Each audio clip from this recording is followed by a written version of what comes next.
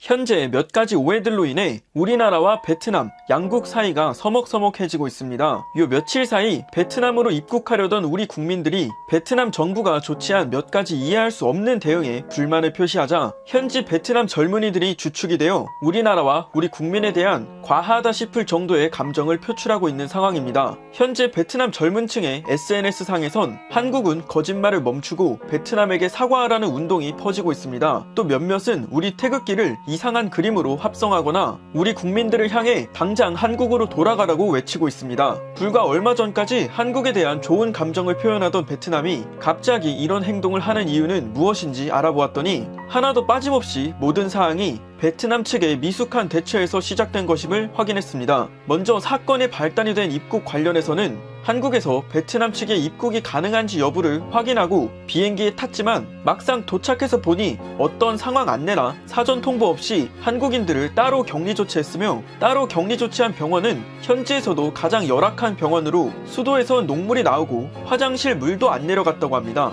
이렇게 상황이 열악한 곳에서 2주간 지내야 한다고 통보를 받고 출입문은 강철 자물쇠로 잠가 사실상 갇힌 상황이었습니다. 이런 상황에 우리 국민들은 최소한의 위생시설이 갖춰진 곳으로 이동해줄 것을 요청했고 이에 베트남 측이 호텔로 이동할 것을 제안했습니다. 현재 베트남 국민들이 잘못 알고 있는 사항인 한국인들이 4성급 고급 호텔로 옮겨달라고 한 말은 사실이 아니며 우리 국민들은 호텔로 옮겨달라는 언급조차 없었습니다. 그럼에도 베트남 측에선 도주를 우려해 우리 국민의 여권을 가져갔습니다. 한국 정부의 허락도 없이 여권을 수거한 것은 국제법으로도 잘못된 것이며 베트남 정부는 그럴 권리가 없습니다. 이에 우리 국민들이 현재 받고 있는 부당한 대우를 언론사에 알리고 베트남에 있는 우리 영사관에 도움을 요청한 뒤에야 베트남 측에서 먼저 우리 국민들에게 자가부담 방식의 호텔 투숙을 제안했지만 현지 호텔들이 모두 우리 국민들을 거절했습니다. 이런 소식이 베트남에 알려지는데 베트남 현지 언론들의 경쟁적인 보도로 사실관계가 완전히 바뀌어버렸습니다. 베트남 현지 언론에선 우리나라 국민들이 최고급 4성급 호텔을 요구했으며 호텔 투숙 비용도 내지 않겠다고 보도했습니다. 이에 베트남 국민들은 한국인들을 베트남 국민의 세금으로 먹여주고 재워줘야 되는 것이냐며 반발하고 나섰고 이에 계속해 사실관계가 왜곡되면서 말도 안 되는 소식이 확대 재생산되어 퍼지게 됩니다. 도시락으로 잘못된 보도가 나오게 되는데 상대적으로 푸짐해 보이는 이 도시락은 베트남 현지의 한인회가 준비한 도시락이고 부실해 보이는 이 도시락은 베트남과 상관없이 그냥 우리나라에서 유명한 부실한 도시락 사진입니다. 하지만 현지 베트남 언론들은 이 도시락을 가지고 돌이킬 수 없는 잘못된 보도를 하게 됩니다. 한인회가 준비한 푸짐한 도시락은 베트남 정부가 제공했다고 하며 부실한 도시락은 한국 정부가 제공했다며 기사를 내는데 우리 국민들은 한국 정부가 제공한 부실한 도시락은 잘 먹고 베트남 정부가 제공한 푸짐한 도시락에 불만을 이야기했다는 것입니다. 결정적으로 저 푸짐한 도시락은 베트남 정부가 제공한 것이 아니고 저 부실한 도시락 또한 한국 정부가 제공한 것이 아닌데도 말입니다. 그리고 우리 국민들이 베트남 정부로부터 제공받은 식사는 첫째 날 머핀과 다음 날 반미가 전부입니다. 머핀은 흔한 빵 종류의 간식이며 반미는 베트남 빵에 채소가 들어간 평범한 식사입니다. 현지에선 우리 국민들이 돈을 주고 음식을 사 먹겠다고 해도 거부됐으며 베트남 정부가 48시간 동안 제공한 것은 머핀과 반미가 전부였습니다. 이것에 대해 우리 국민들은 불만을 이야기했지만 현지 베트남 언론들이 한국인들이 특별 대우를 받고 싶어 한다며 보도했고 몇몇은 한국이 베트남의 식사 문화를 무시한다며 보도했습니다. 이 사실을 알리 없는 베트남 국민들은 베트남 언론들이 만들어낸 한국인의 이미지에 국민적인 감정을 표현하고 있는 것입니다. 베트남 젊은 층들은 주로 온라인으로 감정 표현을 하고 있는데 이것은 한국 언론사의 유튜브 채널입니다. 이번 일이 있고 나서 베트남에서 귀국한 시민의 인터뷰인데 단순 뉴스 내용이지만 좋아요는 300개, 싫어요는 52,000개에 달합니다. 누가 이렇게 몰려와서 싫어요를 누르는지 알고 보니 전부 베트남 사람들이며 댓글도 전부 베트남 사람들입니다. 대부분 우리나라와 국민에 대해서 비판적인 내용이며 한국인들은 예전엔 반미는 맛있는 음식이라 하더니 이제는 맛없는 음식이라고 한다라고 하며 또 한국인들은 눈을 먼저 뜨고 이야기하라는 등 외모적인 특징을 가지고 선을 넘는 이야기를 하고 있습니다. 자국민 보호라는 명분도 중요하지만 적어도 최소한의 인격적인 대우는 해줘야 한다. 한다고 생각합니다. 얼마 전까지만 해도 박항서 열풍으로 한국을 환영하던 사람들이 확인되지 않은 사실들로 한순간에 등을 돌리고 있습니다. 베트남은 현재 한국에 대해 경제적 의존도가 매우 높습니다. 이런 상황에 베트남 국민들이 한국에 등을 돌리면 그 결과는 고스란히 베트남으로 돌아갈 것입니다. 여행부터 첨단 산업까지 한국은 베트남 경제에 큰 역할을 하고 있습니다. 그렇다고 특별한 대우를 바라는 것이 아니며 적어도 기본적인 대우는 해주고 난 뒤에 이야기했으면 좋겠습니다. 도시락 하나에 휘둘리는 국민 감정은 성숙하지 못해 보입니다. 지금은 상황이 많이 어렵지만 내가, 내 가족이, 우리 국민들이 어디 나가서 부당한 대우는 받지 않았으면 좋겠습니다. 이상 스카이경제였습니다. 여기까지 시청해주셔서 정말 감사드리며 자, 미국이 정말 중국을 완전히 그냥 똘똘 말아서 쪼기 위한 준비를 각 군별로 확실하게 하고 있는 것 같습니다. 이번에는 해병대가 중국을 완전히 말려버리는 그런 준비를 하고 있는 보도가 나왔습니다. 자, 미국이 미 해병대입니다. 서해 그리고 남해 그리고 뭐 동중국해 남중국해 일원에 무인 미사일 기지를 대량으로 설치 추진하고 있고 상원에서 오케이 했습니다. 이게 어떤 내용인지 한번 보시겠습니다. 자, 미 해병대가 중국의 위협 대응에 대해서 대함 미사일을 최우선 획득 사업으로 선언했습니다. 3월 7일 현지 시간 디펜스 뉴스가 보도를 했는데 한번 보시겠습니다. 미 해병대가 중국 해군에 대응하기 위해서 태평양 지역에서 이동식 대함 미사일 획득을 최우선 과제로 추진하겠다고 상원 군사위원회에 보고했다. 해병대는 지대함 미사일 전력이 통합 대수상 전투 전력 증강의 일환으로 획득되는 것이며 이를 통해 중국에 대한 해양 거부를 달성하는 데 도움이 될 것이라고 분석했다. 해병대는 2021 회계연도 예산에서 대함 타격 수단을 최우선 획득 사업으로 선언하고 네메시스 시스템과 로그 파이어스 시스템으로 명명된 신형 무기를 획득하고 토마호크 지상 발사형도 발주하는 등 관련 무기체계 획득과 부대 편성에 총력을 기울인다 라는 보도가 나왔어요. 자, 상원군사위원회 내년 예산을 획득을 하는데 뭐 이러이러한 거 한다 라고 이제 보고를 한 겁니다. 뭐냐, 중국 해군에 대응하기 위해서 태평양 지역에 이동식 대한미사일을 다량 구매하겠다라는 거예요.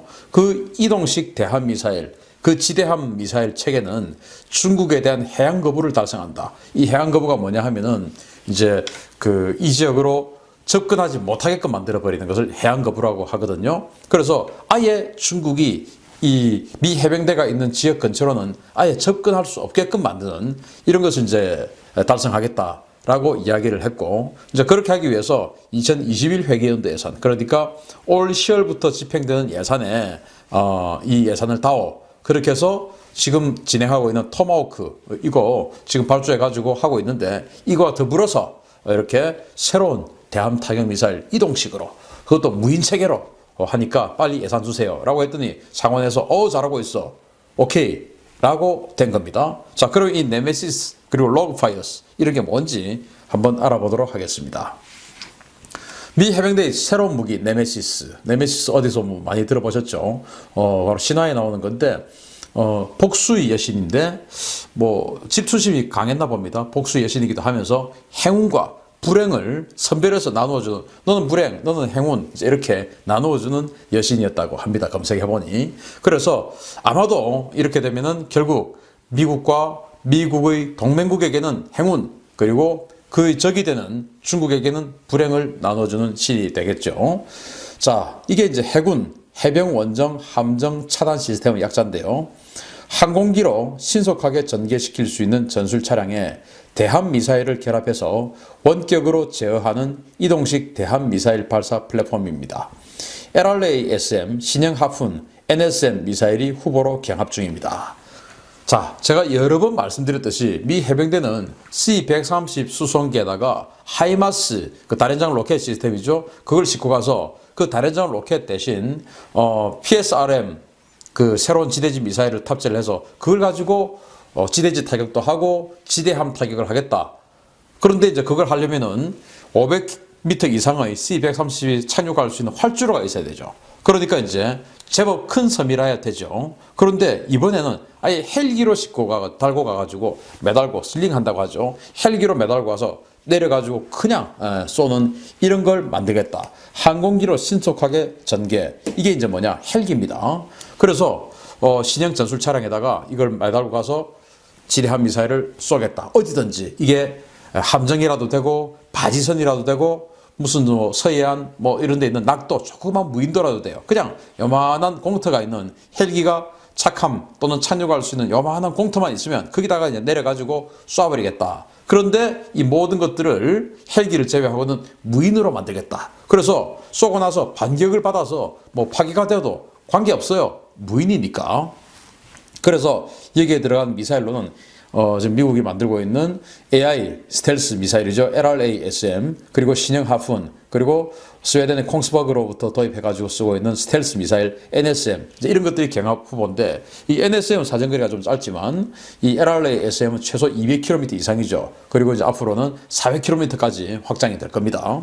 그러니까 최소 200km 이상의 사정거리를 갖게 되는 것. 근데 신형 하푼은 아무래도 가격은 좀 싸지만 메리트가 좀 적기 때문에 아마도 LRASM 아니면 NSM 이 둘 중에 하나가 되지 않을까 생각을 합니다. 자, 이렇게 되면은 선만 있으면, 또 섬이 없어도 바지선만 있으면 어디든지 그냥 놔두고 쏘고, 살아있으면 가서 다시 데리고 오고, 헬기 가서 실링해서 가져오고, 이제 이렇게 하는 거예요.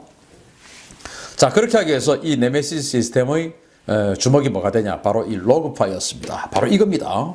원격 운용 원정 화력 지원 시스템이라고 이름을 붙였는데, 4세대 험비, 즉 JLTV 플랫폼에 원격 조작식 로켓 또는 미사일 시스템을 결합한 4세대 화력 투사 플랫폼입니다.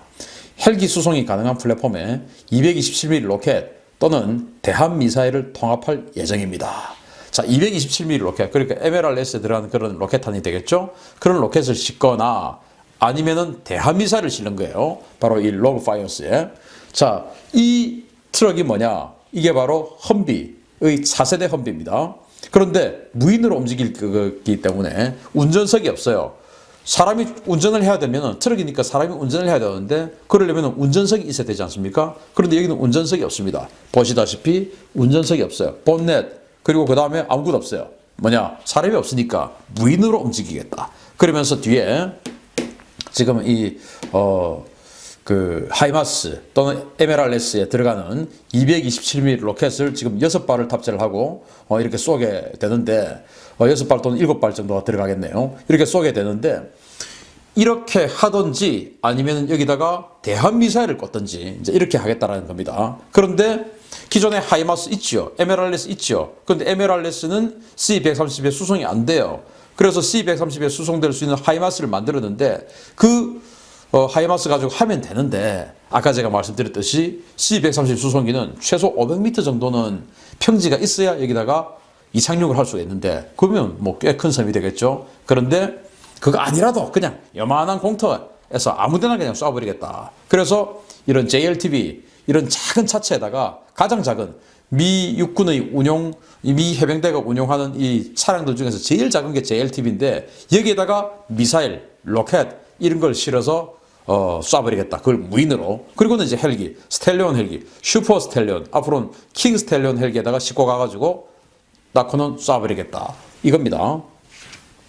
자, 이 로그파이어스 어디든지 미사일 기지가 됩니다. 지금 이건 이제 스텔리온 헬기인데, 지금 미국이 킹 스텔리온이라고 가장 강력한 헬기를 만들고 있죠. 이거는 이제 이 아까 그 JLTV뿐만 아니고 JLTV 위에다가 로켓 만재하고 또는 미사일도 잔뜩 만재한 상태에서도 실링해서 이동을 할 수 있는 거예요. 이렇게 해서 어디든지 미사일 기지가 된다. 헬기만 갈 수 있으면. 그리고 이런 정도, 이건 험비지만 JLTV가 앉을 수 있는 정도의 공간만 있으면 어디든지 미사일 기지가 될 수 있다라는 겁니다.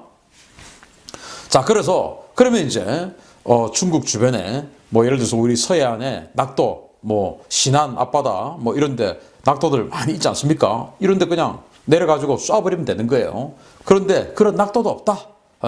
그럼 어떻게 하냐? 바지선을 갖고 와서 쏩니다. 근데 바지선도 없다. 이렇게 하면 어떻게 하냐?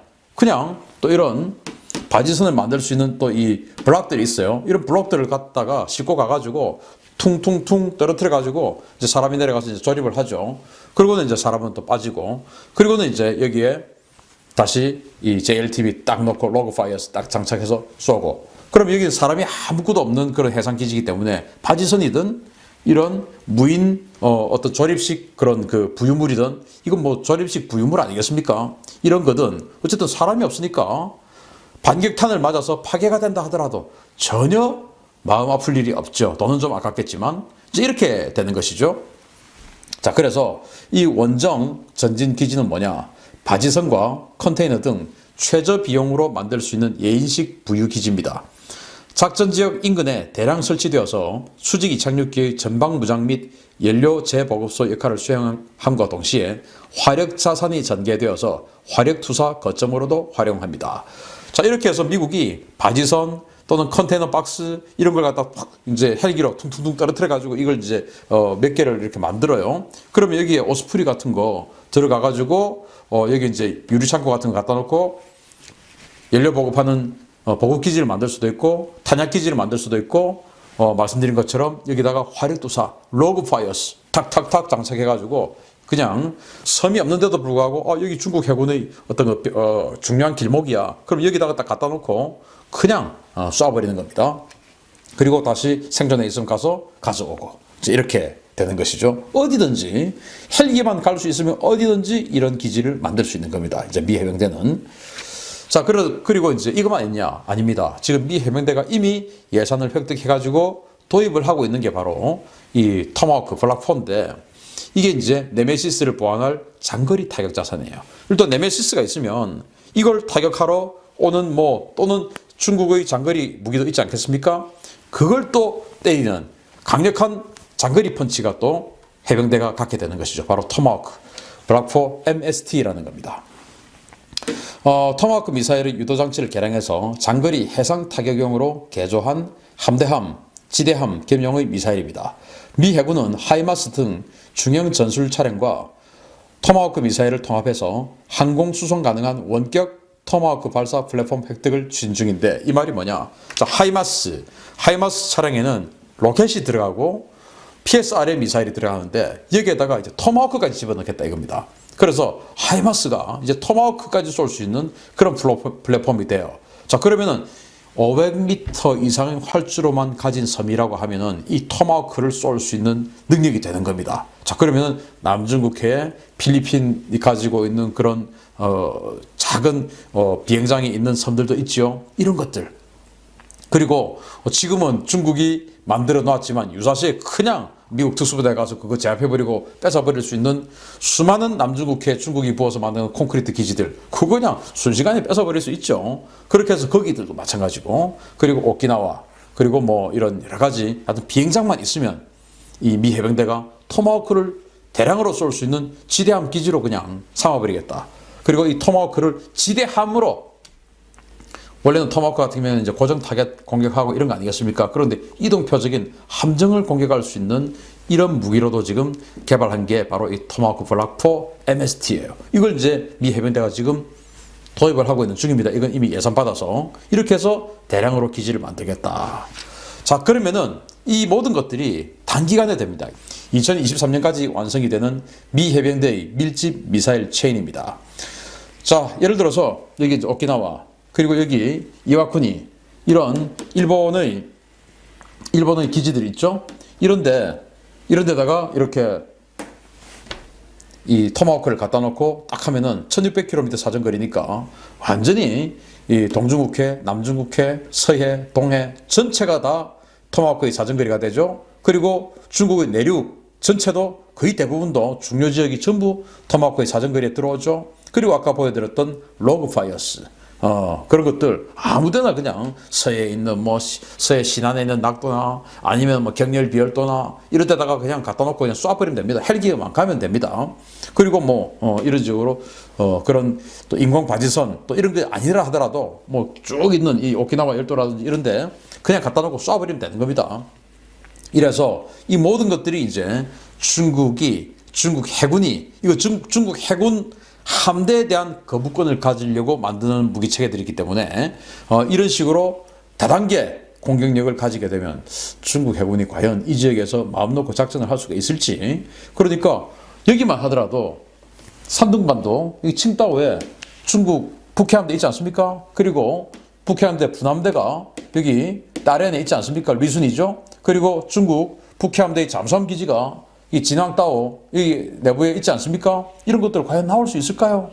저는 유사시 미국과 중국이 긴장 관계가 된다. 이런 식으로 딱 해버리면은 중국 해군 거의 항구에서 꼼짝도 못할 것이다. 라고 보는 겁니다. 그래서 3년 내에 대량 배치되는 미 해병대의 다단계 대함 타격 플랫폼을 한 페이지로 정리해보면 이렇습니다. 가장 먼저 단거리는 로그파이어스죠. 원격 제어 무인 대함 미사일입니다. 무인입니다. 헬기 수송이 가능하고 사정거리 200km급이고 스텔스 설계 그리고 대량 배치할 예정입니다. 대량. 그리고 이제 PRSM 이거는 이동식 탄도미사일인데 C-130으로 수송이 가능하고 사정거리 700km급이고 대함 대지 겸용이죠. 이거는 무인은 아닙니다. 그냥 하이마스 발사 플랫폼에 탑재를 하는 거예요. 역시 토마호크 이 MST도 그 이동식이죠. 하이마스 플랫폼에 하니까 그러면서 이제 이동식 순항 미사일이죠. C-130에 수송이 가능하고 사정거리는 1600km급이에요. 대함, 대지 전부 공격할 수 있는 그런 플랫폼. 3단계의 여격이 아닌 공격 플랫폼을 미 해병대는 가지게 되는 겁니다. 누구를 상대로? 중국을 상대로.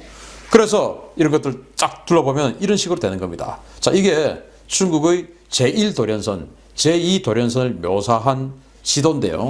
자, 제1도련선이 어디냐? 여기 이제 사세보 이 큐슈 지역부터 해가지고 오키나와, 대만, 그리고 필리핀을 이어서 동중국해를 감싸는 게 제1도련선. 그래서 중국의 첫 번째 목표는 이 선으로 이어진 이 지역의 제해권을 가지겠다. 그래서 미군이 들어오지 못하도록 하겠다가 첫 번째요. 제2도련선은 요코스카에서부터 해서 괌까지 이어지는 이 바깥선입니다. 그래서 이 서태평양의 이건 제2도련선이에요. 서태평양의 제해권을 가져서 미국의 태평양 함대가 이 지역으로 들어오지 못하게 하겠다. 이게 제2도련선이에요. 이 두 개를 합한 것이 A2AD 전략입니다. 이게 이 도련선, 즉 섬이 이어져 있는 선이란 말인데 이 섬들이 결국은 자신들이 지켜야 할 선이 아니고 자신들이 공격을 받게 될 군사기지가 될 거예요. 왜? 미 해병대가 지금 그렇게 만들고 있으니까. 아까 로그파이어스, 네메시스 이런 것들 가지고 그렇게 만들고 있으니까요. 참고로 여기 Sea of Japan이라고 되어 있습니다. 우리 동해를 Sea of Japan이라고 해놨는데 저는 의심치 않고 동해라고 불러야 되는데 왜 제가 이것을 가리지 않고 이렇게 해놨냐. 우리 국민들이 이렇습니다. 그래, 많은 나라들이 우리가 동해라고 그냥 우리만 알고 있으면 많은 나라들도 그렇게 해줄 거야 라고 생각하지만 천만의 말씀입니다. 자, 여기 중국의 제1도련선, 제2도련선 그리고 미국의 군사기지를 이렇게 만들어 놓은 이런 지도에 오산, 군산, 이와쿠니, 미사와 미국의 군사기지들 다 나와 있습니다. 이런 지도에서 이스트시 또는 이스트시하고 같이 Sea of Japan이 있는 것이 아니고 그냥 이스트시는 없습니다. 동해는 없어요. 그냥 Sea of Japan입니다. 그래서 우리의 위치를 잘 알고 그러면 정말 우리가 어느 정도로 노력을 해야 되겠다라는 걸 잘 알기 위해서 저는 참고로 Sea of Japan 이것을 없애고 어디 사진을 볼 때 없애는 것을 저는 반대합니다. 왜냐? 우리가 현실을 알자 이겁니다. 그냥 뭐 본 사람이 아이 지우자 이건 남들이 나보면 욕할 거야. 지우자 동해라고 적자 하면은 아무도 몰라요. 우리 동해가 지금 국제적으로 어떤 위치에 있는지. 그래서 제가 이거 적었습니다. 참고해 주십시오. 자, 이렇게 해서 미 해병대로 인해서 이건 뭐 미 해군, 미 공군도 아니고 미 해병대의 네메시스 프로그램에 의해서 중국의 제1도련선, 제2도련선 이 모든 도련선 작전은 완전히 무력화되고 그 도련선들이 중국을 에워싸는 그냥 봉쇄하는 선이 될 것이다. 그래서 제1도련 봉쇄 선. 지금 미국과 북한 사이에 사이버 전쟁이 본격화되고 있습니다. 자, 오늘은 미국과 북한 사이에 벌어지고 있는 이 사이버 공격과 그리고 미국의 거기에 대한 제재 그리고 미국의 대응 방안에 대해서 심층적으로 여러분들께 분석해 드리도록 하겠습니다. 자, 지금 미국과 북한은 북핵 문제와 미사일 문제를 두고 협상이 지금 교착되어 있는 상태입니다. 자, 그럼에도 불구하고 트럼프 행정부가 과거 오바마 행정부처럼 전략적 인내라고 해가지고 아무것도 하지 않는 그런 상태가 아니죠. 지금 미국 트럼프 행정부의 북한에 대한 압박과 제재라고 하는 것은 이 금융 제재 그리고 나아가서 이 사이버 제재 그리고 사이버 억지라고 해야 되겠습니다. 그 분야로 급격하게 옮겨가고 있습니다. 자, 지금 미국과 북한 사이에 벌어지고 있는 이 사이버 전쟁이라고 하는 것은 그 승부가 훨씬 더 빨리 날 것으로 이렇게 보입니다. 지금까지 북한 핵 문제라고 하는 것은 20년 넘게 끌어왔습니다. 자, 그런데 미국이 북한이 지금 하고 있는 그 사이버 도발과 그리고 공격 그리고 그 해킹에 대해서 본격적으로 제재를 가하고 거기에 대응을 하고 나왔습니다.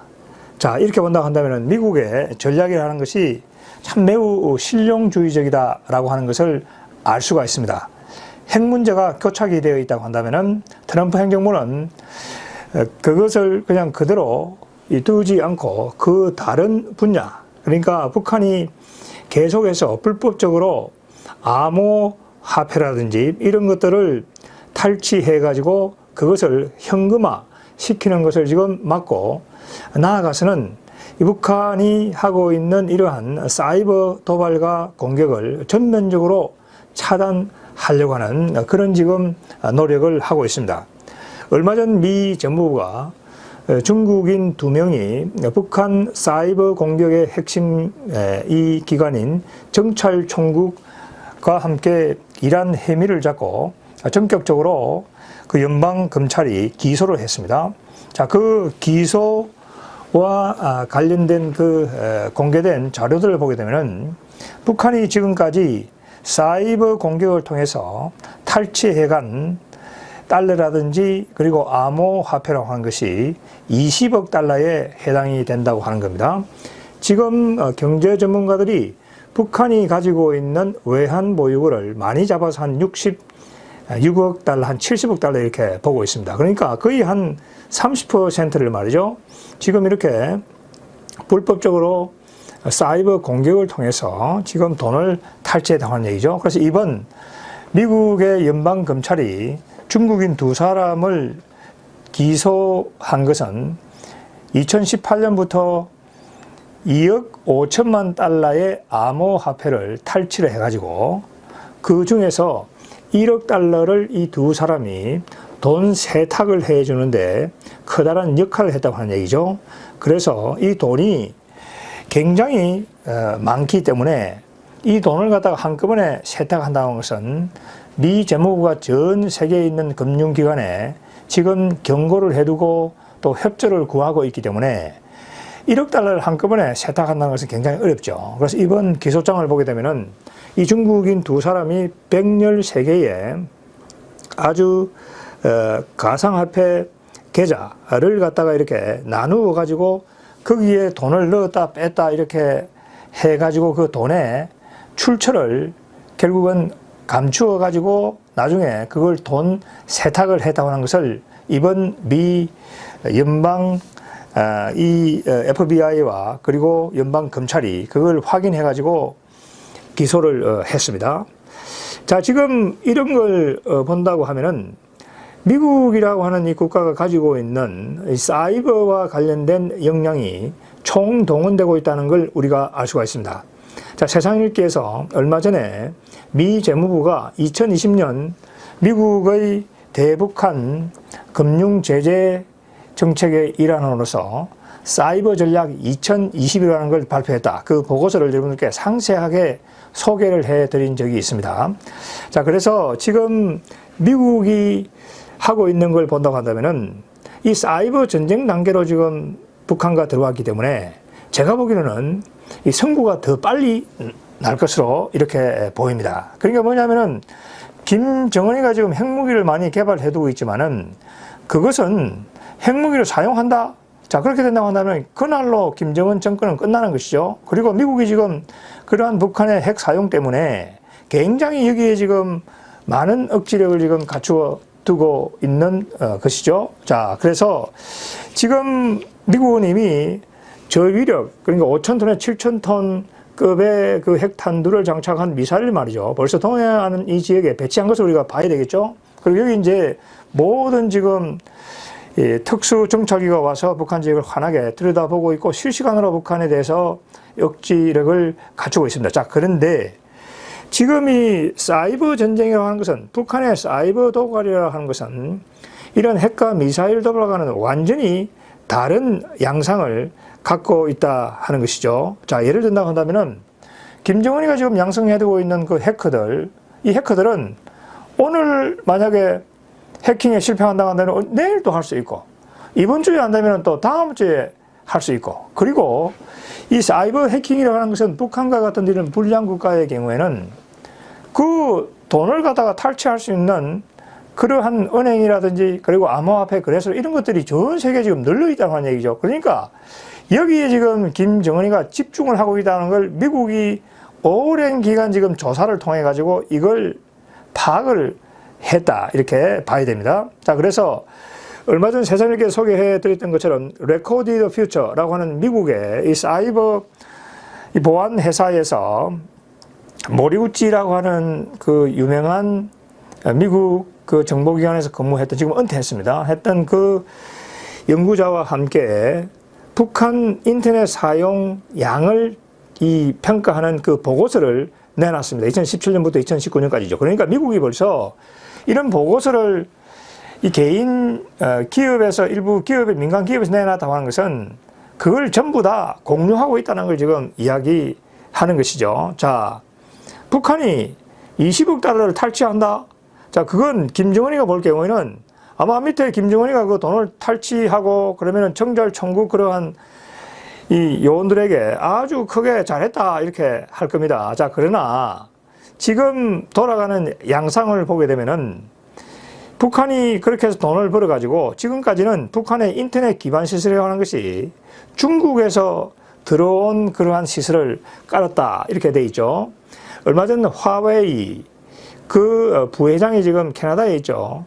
지금 연방 미국 검찰이 기소를 했는데 그 추가된 것이 뭐냐면은 화웨이가 북한에 들어가 가지고 북한 인터넷 기반 시설을 깔아줬다는 하는 얘기죠. 그리고 김정은이가 고위 관리들 그 도청을 할 수 있도록 말이죠. 그죠? 2,000개를 한꺼번에 잡아가지고 중에 300개를 갖다가 도청을 할 수 있도록. 그리고 그 외에 북한 내에 인터넷 기반 시설을 깔아줬다. 자, 그래가지고 이제 기소가 됐습니다.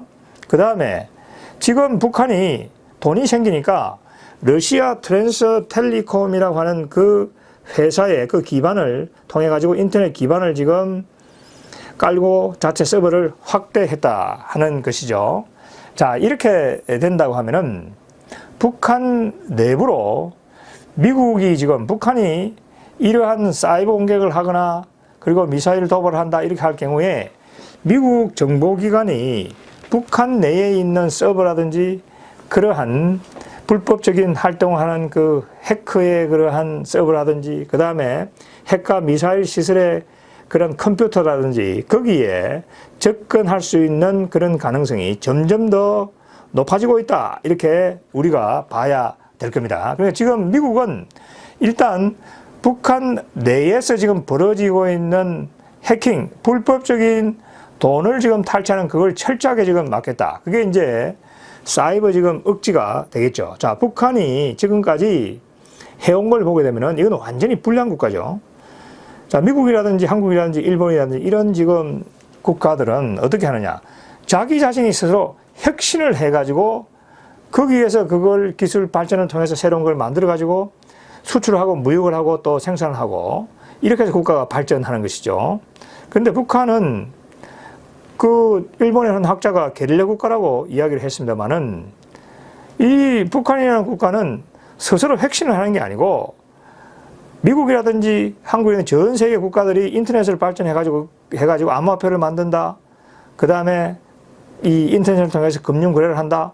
거기서 발생하는 기술적인 취약성을 이용해가지고 돈을 탈취하는 그러한 국가인 것이죠.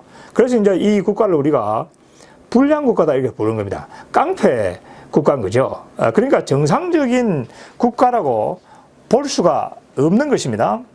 그런데 참 이상한 것이 한국 내에 있는 그 쓸모 있는 바보들을 보게 되면은 이러한 불량 국가인 북한에 대해서 왜 그렇게 집착을 하고 이 북한이 김정은 정권을 무너뜨려야지 왜 자꾸 북한에 가가지고 뭘 주겠다.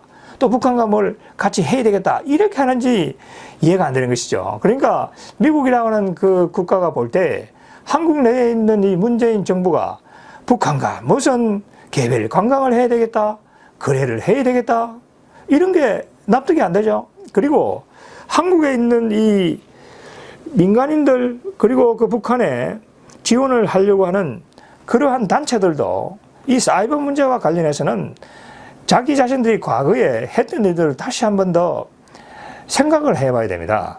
북한에 무슨 뭐 그 과학자들을 양성하는 대학이 있죠. 거기에 우리 남한에 있는 민간기업이나 해외에 있는 그 교포들이 많이 지원을 하지 않았습니까?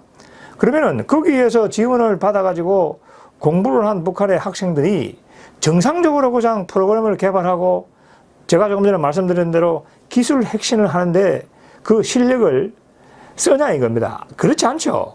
전부 다 그 외부에 지원을 받아가지고 컴퓨터 뭐 하는 대학이나 학교를 만들어서 거기다 지원을 해주면은 그걸 전부 다 해커를 양성하는데 북한이 사용한다고 하는 것이죠. 그렇게 해가지고 전부 다 전 세계 금융망을 갖다가 이 교란시킨다 하는 것을 우리가 지금 알 수가 있는 것이죠. 그러니까 북한이 지금까지 해온 그 불량 국가적인 행위를 본다고 한다면은 우선 북한이 미국의 $100짜리 그걸 이제 슈퍼노트라고 그러죠. 위조 지폐를 이제 북한이 만들었습니다. 그러니까 그 미국이 그것 때문에 얼마나 골치가 아팠느냐 하면은 그 언론 보도를 보게 되면은 조지 W 부시 대통령하고 노무현 대통령하고 그 슈퍼노트 $100짜리 그 문제 때문에 그 두 지도자가 얼굴을 붉히면서 그때 말이죠. 그 논쟁을 벌인 그런 적도 있었죠. 왜냐하면 문재인 대통령이 아니고 그 한국 정부가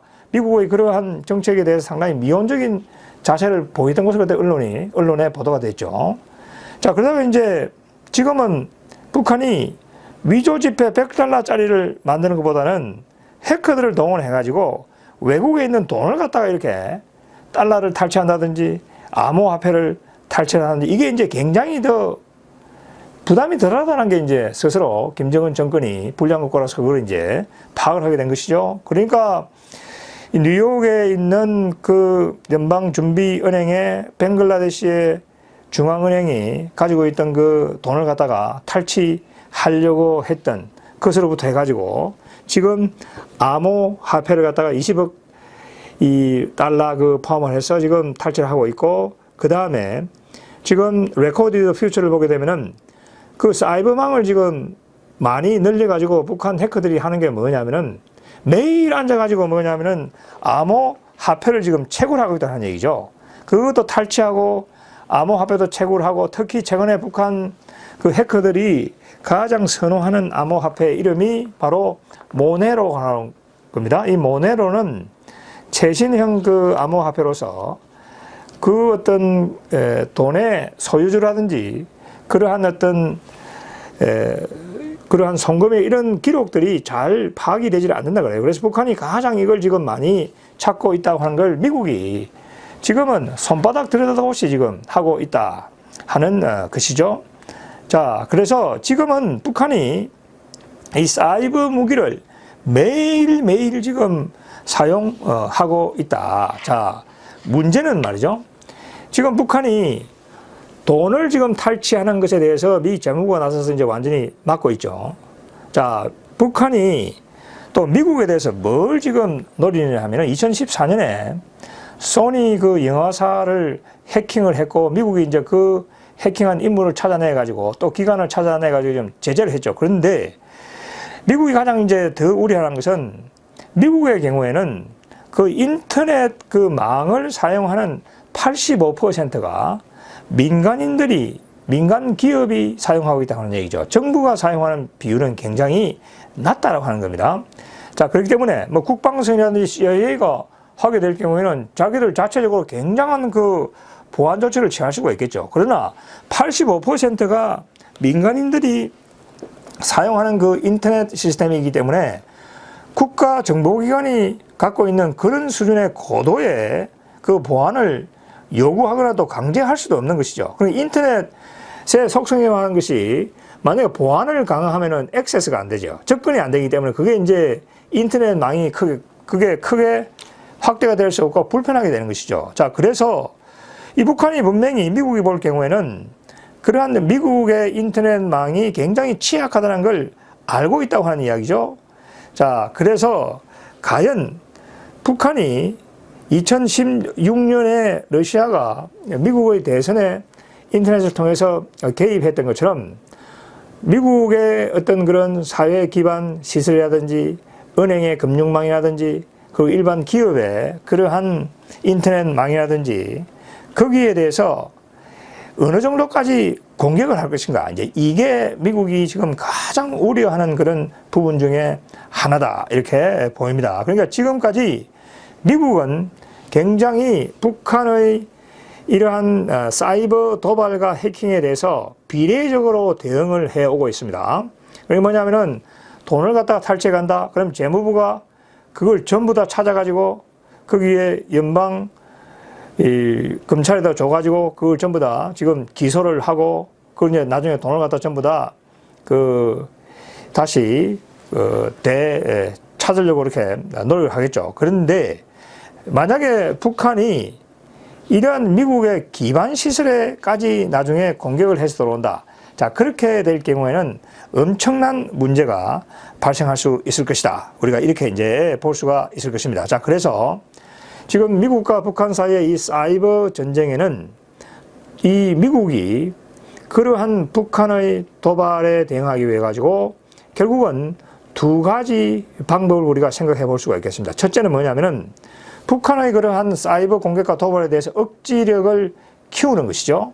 그렇지만 민간 부분이 미국은 많기 때문에 한국도 마찬가지입니다. 이 문제는 한국도 대단히 중요하기 때문에 이 방어력을 키우는 것은 한계가 있다는 얘기죠. 자, 그렇기 때문에 두 번째로 미국이 북한의 사이버 도발과 공격에 대해서 할 수 있는 것은 그 도발에 대해서 아주 혹독한 이 대응, 혹독한 처벌 보복을 한다고 하는 것이죠.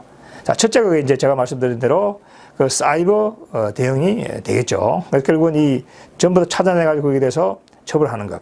두 번째로는 미국이 군사적인 대응을 할 수도 있을 겁니다. 세 번째 법적인 대응, 그 다음에 그 포함한 모든 종합적인 대응을 미국이 지금 나가고 있고 그걸 준비하고 있는 것으로 지금 확인이 되고 있습니다. 자, 여기서 제가 오늘 말씀드리고 싶은 것은 미국이 지금 생각하고 있는 것 중 하나가 군사적인 사이버 대응입니다. 자, 군사적인 사이버 대응이라고 하는 것은 이 이스라엘의 모사드가 이란의 핵시설에 대해서 썼던 그러한 사이버 공격의 한 형태입니다. 자, 어떻게 하느냐 하면은 모사드가 이 이스라엘의 그런 이 기술력을 동원해 가지고 이란이 가지고 있는 그 핵시설 원심 분리기를 움직이는 컴퓨터에 들어가 가지고 거기에 바이러스를 넣어 가지고 예를 든다면 원심 분리가 돌겠죠. 그걸 이제 속도를 빨리 돌게 한다든지 그리고 조금 느리게 한다든지 해가지고 그 시설 자체를 완전히 파괴를 해버린 것이죠. 그러니까 모사드가 그렇게 했던 적이 있습니다. 그리고 지금 모사드가 또 이란에 대해서 어떻게 하느냐 하면은 이란이 핵시설, 그 미사일 그런 시설이나 부품을 혹은 또 그걸 만들기 위한 기계를 갖다가 산다고 할 경우에는 모사드가 그걸 미리 파악을 해가지고 거기에다가 이제 불량품을 이렇게 만들어가지고 그걸 판다고 하는 얘기죠. 그러면 그걸 이제 이란이 가지고 가가지고 설치를 하게 되면은 그게 나중에 어떻게 되느냐. 결국은 설치가 되면은 그게 제대로 작동이 안 되는 것이고 또 그 정보가 들어간다고 한다면은 이란이 그 여부를 파악하기 위해 가지고 오랜 시간이 걸리기 때문에 그 핵과 미사일 시설을 만들기가 어렵다는 얘기입니다. 자, 그래서 그 다음에 이제 이러한 모사드가 한 그러한 수단을 미국도 북한에 충분히 쓸 수 있다 이렇게 보입니다. 왜냐하면은 지금 레코디드 퓨처가 보여주고 있는 것처럼 북한의 인터넷망이 굉장히 지금 잘 깔려 있습니다. 그래서 지금 러시아산 이런 지금 인터넷 기반 기술도 거기에 들어가 있기 때문에 중국이라든지 러시아 그러한 그 기반 시설을 통해 가지고 들어가 가지고 북한 내부를 교란할 수 있죠. 자, 지금 미국이 또 생각하고 있는 것 중 하나가 예를 든다고 한다면 북한이 ICBM을 발사한다. 그러면 그 발사 직전에 그 미사일 발사 과정을 교란시키는 것이죠. 예를 들면 북한이 그걸 발사하려고 한다면 컴퓨터를 사용해야 되지 않겠습니까? 그러니까 그걸 이제 완전히 교란을 시켜버린다 하는 이야기죠. 자, 지금 미국 언론을 보게 되면 그것이 확인이 되고 있습니다. 미국이 북한의 미사일 발사 시 그 발사 직전에 교란하는 사이버 공격을 한 적이 있다. 자, 그래서 어떤 경우에는 성공했고 어떤 경우에는 실패한 적이 있다. 라고 지금 뉴욕 타임스의 그 생을 유명한 그 기자가 언론에 나와서 그걸 확인을 해 주었습니다. 그러니까 지금 미국이 ICBM을 북한이 발사를 한다. 그러면은 그게 만약에 공중에서 터졌다. 혹은 그게 발사하기 전에 터졌다라고 한다면은 그 자체적인 기술적인 결함일 수도 있겠지만은 미국의 사이버 공격에 의한 것일 수도 우리가 배제할 수 없다. 자, 문제는 이러한 북한의 미사일 발사 직전에 교란을 하는 사이버 공격을 하기 위해서는 그 타이밍이 굉장히 정확해야 된다는 얘기죠. 굉장히 정확한 정보를 그 사이버 대응을 하는 미국이 갖고 있어야 된다. 자, 그래서 지금 미국이 어떻게 하고 있는가? 지금 보게 되면은 작년 말부터 우리가 확인된 거죠. 그 전부터도 하고 있었을 겁니다.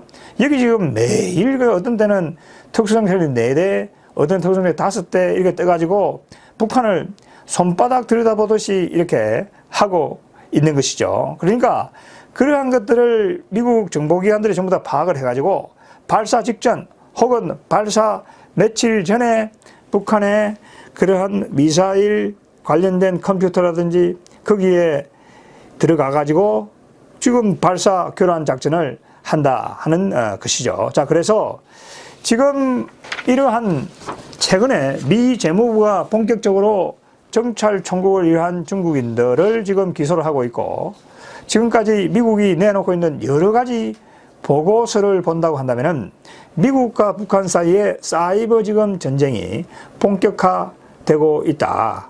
자, 그래서 이 사이버 전쟁이 본격화되었다고 하는 것은 우리가 생각하는 것보다도 훨씬 더 빨리 북한 김정은 정권이 붕괴될 가능성이 높다는 걸 의미한다. 우리가 이렇게 봐야 되겠습니다. 핵을 폐기시키는 데 상당한 지금 20년이 걸렸지만은 미국이 만약에 북한이 이런 사이버 해킹을 해서 암호화폐를 캐내고 또 여러 가지 어떤 그 세계 금융 질서를 교란시키려고 한다면은 미국이 그러한 전 세계 국가들과 연대를 해가지고 거기에 대해서 제재를 가해야 되겠다. 자, 그렇게 한다고 한다면은 그건 미국이 결심만 한다고 한다면은 그거는 뭐 즉시에 이 김정은 정권을 무력화시킬 수 있는 그러한 능력을 가지고 있다. 우리가 이렇게 볼 수가 있겠습니다.